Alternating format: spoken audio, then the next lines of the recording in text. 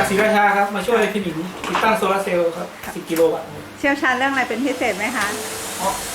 ไม่เป็นพิเศษครับทำทั่วไปครับ ทำได้ทุกอย่างเลย ครับ ผมช่างวิทย์ครับ มาจากศรีราชาครับวันนี้มาช่วยพี่หนิงติดตั้งอินเวอร์เตอร์ที่บ้านนะครับ โอเค เชี่ยวชาญเรื่องอะไรเป็นพิเศษไหมคะ ก็งานทั่วไปครับ ตัดเจาะต่อสายไฟครับ ครับช่างป้อมครับเป็นผู้ช่วยนะครับ วันนี้มาช้าไปนิดนึงนะครับก็ติดภารกิจก็เดี๋ยวคงมาช่วยกับช่างหมักที่เป็นตัวจริงนะครับของผมเป็นตัวผู้ช่วยแล้วกันนะครับ เดี๋ยวไปดูบนหลังคาอีกทีนะครับช่วงเย็นครับ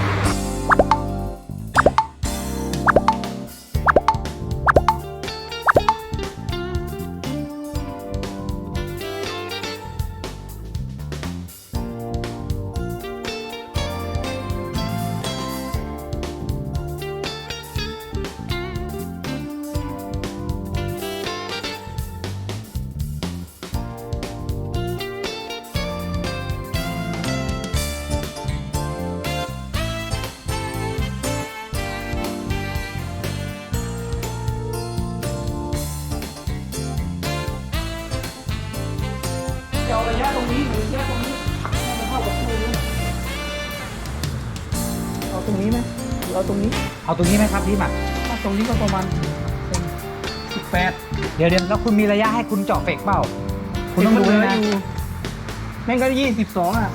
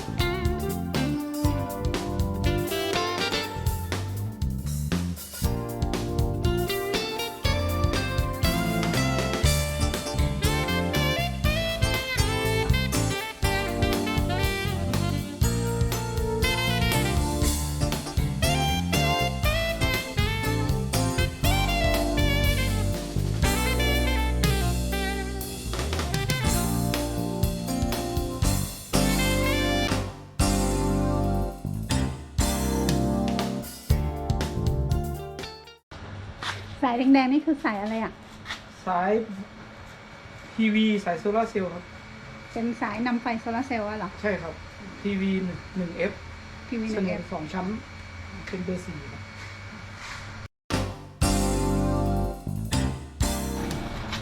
สีดำนี่สายอะไรคะ สายลบครับ สายขั้วลบ ครับ เดี๋ยวต้องใส่ไปในท่อคู่กันใช่ไหมคะ ครับ ใส่เข้าไปในท่อคู่กันครับ อย่างละ2 เส้นครับ อ๋ออย่างละ2 เส้น ครับ มีบวกกับลบ สีแดงคือบวกแล้วคะ ครับ แดงเป็นขั้วบวกครับ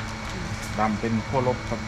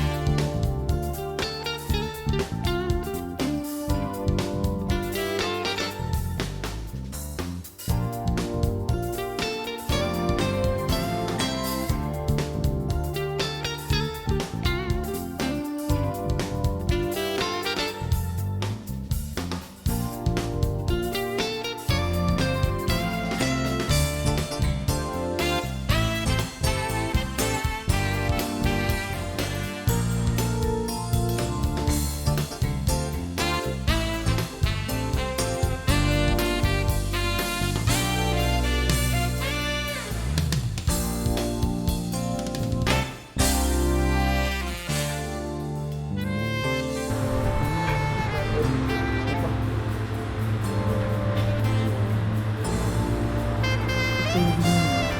สองเท่ากันเลยครับ504โวลต์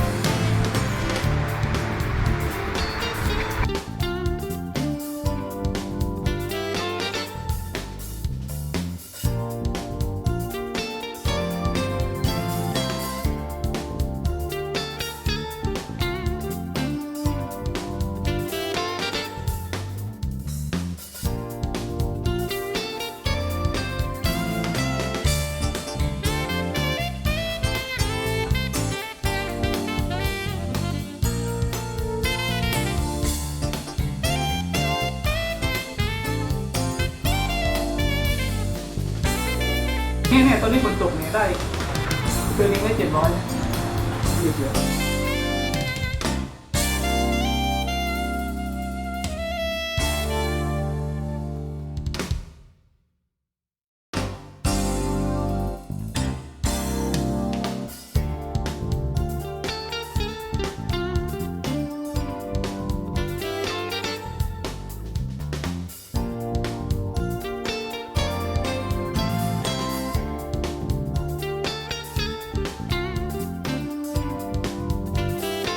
ก็วันนี้นะครับ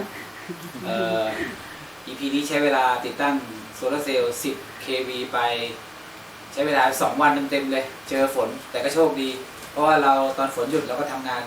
กลางคืนได้พี่เป็นไงครับนายช่าง โอเคครับโอเควันรอบนี้เสร็จเร็วหน่อยครับ ก็นะครับช่วยกันครับ3 คนครับ ดีว่าขึ้นแผงเสร็จไวครับ ไม่งั้นวันนี้ลำบากเลยนะครับฝนตก ก็เสร็จไปด้วยดีครับ เครื่องใช้งานได้